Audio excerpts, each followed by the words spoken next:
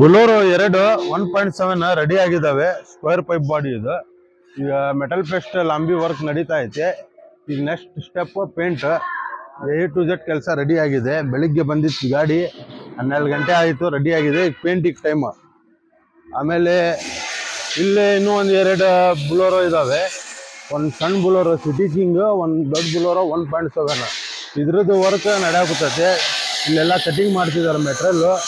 ಆಮೇಲೆ ಒಂದು ಗಾಡಿಗೆ ಈ ಕಡೆ ಸಿ ಚಾನಲ್ ಹಾಕ್ತಿದ್ದಾರೆ. ಲೈಟ್ ನೋಡ್ರಿ, ಇಲ್ಲಿ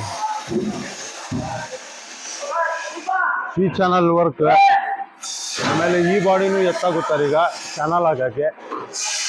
ಇದಕ್ಕೆ ಚಾನಲ್ ಹಾಕ್ತೀವಿ, ಬಾಡಿ ಗಿಡಿ ಎಲ್ಲ ಬಿಚ್ಚಿ. ಆಮೇಲೆ ಇಂಟ್ರಾ ಗಾಡಿದು ಒಂದು ವರ್ಕ್ ನಡೀತಾ ಐತೆ.